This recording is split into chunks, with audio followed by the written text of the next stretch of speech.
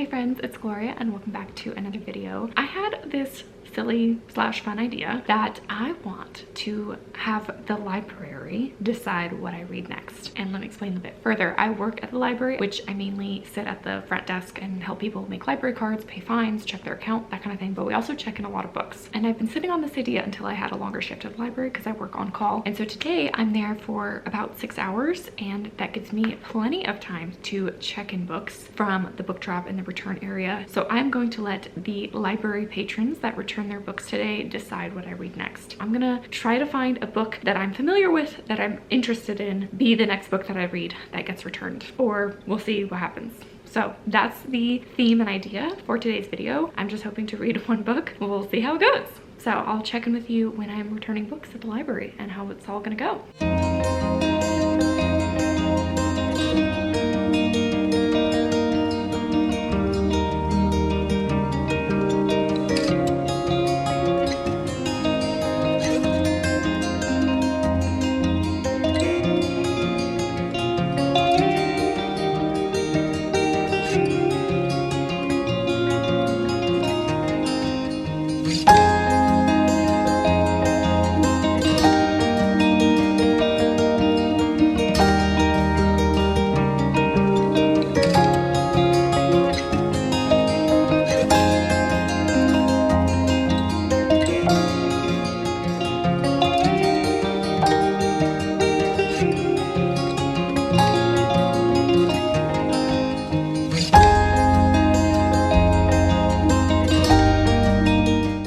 About halfway through my workday. So far, no luck with finding a book from the return area. There were a lot that I took videos of that I commented whether I've read it and liked it or read it and didn't like it, but nothing that's like tickled my fancy. I do have 3 books that I checked out from the library. 2 for Finn, Where's the Panda and Where's the Polar Bear. He loves this Where's the series. We started with Where's the Digger. That's the one I got at my baby shower, and he is obsessed, and so now I want to expose him to other ones in the series if he wants familiar books. He loves lifting the felt flaps. So I would highly recommend these books. Are great for baby shower gifts because I think kids actually really like them. So I checked those 2 out. And then one of you recommended Jane of Austen by Hilary Manton Lodge as a Jane Austen like retelling. I think this is a modern book about a woman named Jane living in Austin, Texas. I'm not sure, but it was at my library, so I checked it out, and I have the book on Libby, so I might squeeze it in July. We'll see. So I have that checked out. And then I bought 2 books from the friends section because I cannot help myself and check anytime I work to see what books are on sale. This first one I don't think I'm gonna like based on reviews. We'll see, but I have to have it for my collection, and that is Mad Honey by Jodi Picoult and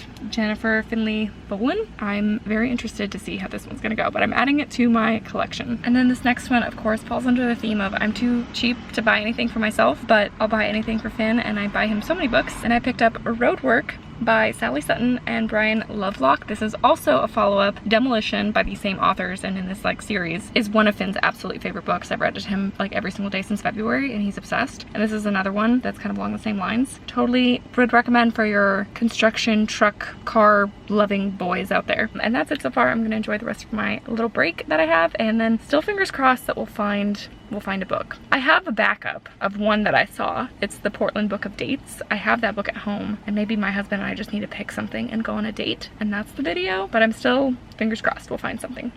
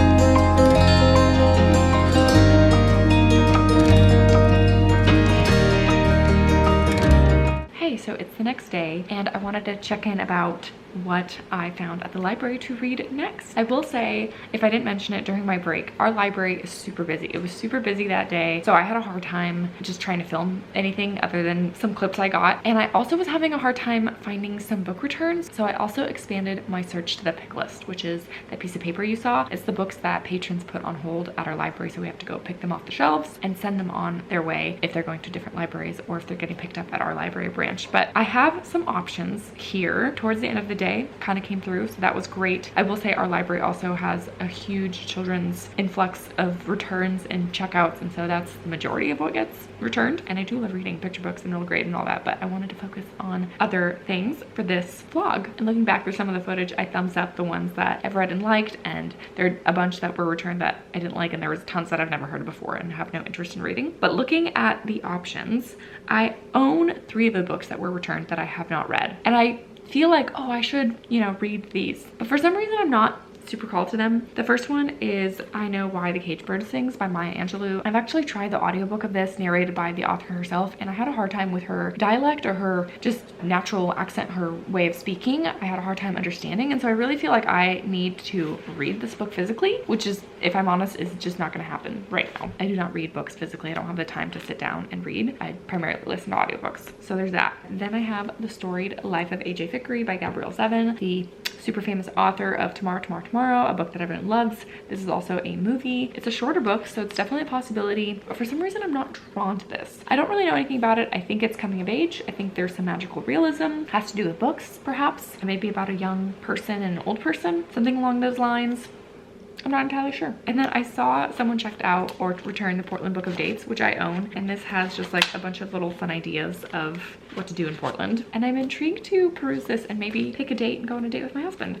That could be a fun little nudge to do something fun this summer. But there are 3 books that I'm fully interested in reading. The first one is Red Rising. This is a YA dystopian book. It's a trilogy, or I think an expansive series at this point. I've heard great things about it. People seem to love it. I've heard it's Hunger Games, but in space. I am very intrigued to try it, actually. I don't read too much YA or dystopian, but I do like dystopian now and again. So coming home, I was all about like, yes, I'm gonna give that one a go because that'll be really fun. But it has so many holds. It's an older series, but it has tons of holds. So completely unavailable for probably a couple months. And also the audiobook on Libby, several months wait. So that plan went out the window. I won't be reading Red Rising for this video, but maybe down the line. So next, that leaves Lisa Wingate's Shelterwood, her newest book. It's a lucky day, so I have 14 days to read it if I were to read it physically, but I'll listen to the audiobook. I'm actually waiting for the audiobook to come through, but it says available soon, so I think I could squeeze it in. I mentioned this in my mid-year freakout. This is one of the books that I requested on NetGalley for an advanced reader copy, and I got approved, and I started reading it. I'm currently 30% of the way through this book. Started reading it 3 months ago. I also have just stopped reading on Kindle because I just don't have time. I fall asleep really fast, so I don't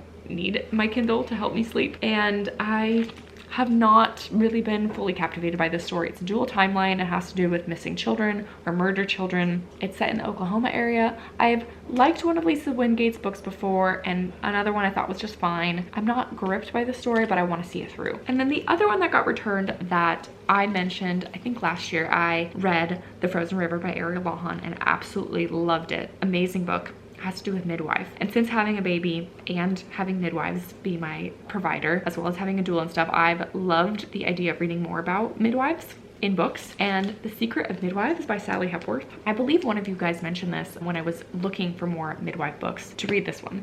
And Sally Hepworth is a thriller author, I believe. I've never read from her before, and this is one of her older books published in 2015, but I think it might be like mysterious as well, if that's what she's known for. I think I'm gonna pick this one up because it sounds good. It sounds gripping and exciting and a topic I'm interested in, an author I've never read from before. I've not really heard anyone talk about this book, but I've heard people mention this author. So one of these two, potentially both of them.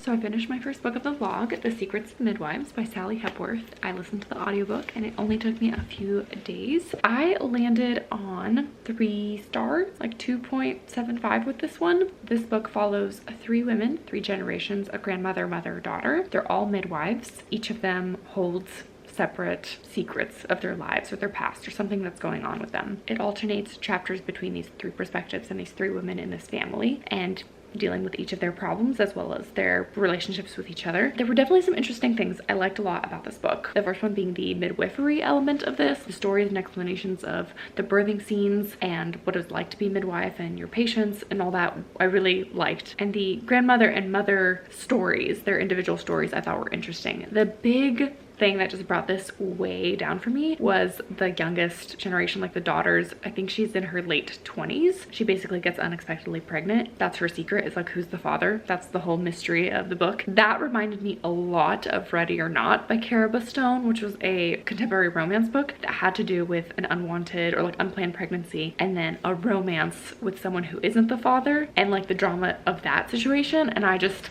hated that whole storyline so much, both in the Ready or Not book and also in this one. I just did not like her as a main character, the decisions she was making, the stuff that she was doing. I'm like, you're so stupid. And then also the conflict, the interpersonal conflict between her and her person that she wants to see. It's like, what do you think you were signing up for? Like when the big reveal is of who the father is or who it might have been, and the conflict that occurs between her and her boyfriend or whatever, not really even boyfriend, they're not labeling things. All of that whole messy situation, I was just really rolling my eyes. So that was the main thing that brought this book way down. I liked it overall and would recommend if you are interested in like the midwifery, secrets, multiple generation thing. I think this could totally be up your alley. I also would say that this felt more of like a wintry read, even though this cover sucks, so it doesn't really give off much. This cover makes it feel like it's a war story in France, but it has absolutely nothing to do with that. There is a scary like emergency birthing scene that happens in the winter in a snowstorm. So that was the part that kind of made it feel wintry and atmospheric in that sense. But overall a positive read, and I appreciate all of y'all that recommended this one as a book that had midwifery elements in it. Definitely those parts I really liked. So that's that book, and I have one more to go. I'm currently in the middle of almost done with Shelterwood by Lisa Wingate, so I'll check in with you on that when I'm done with it. Alright, let's finish this vlog up. I'm here to check in about Shelterwood by Lisa Wingate. I did finish this. I listened to the audiobook. Thank goodness for the audiobook because I was able to get through it. I feel like I'm coming off really negative about this book, which is not the case. I think this book is totally gonna be amazing for so many people, especially those that love a dual timeline book. I have a problem with some dual timeline books, particularly when the two storylines aren't really connected, especially if they're only connected in the very end. I like when they impact each other more throughout the story, and I think I had a similar problem with Lisa Wingate's book, The Book of Lost Friends. It didn't really work for me. I really liked Before We Were Yours by her. This one maybe comes in second place, and then Book of Lost Friends is third. In this book we follow two perspectives, two timelines. The first one is from the early 1900s, and we follow a young girl and her sister. It's sort of these like orphans on the run, found family. It's like they put together this ragtag group of little kids that are trying to survive, and it deals a lot with like the abuse and injustices of the system during that time period in the Oklahoma Territory and how kids were treated. So that kind of is one main timeline. And then we have a timeline in the 90s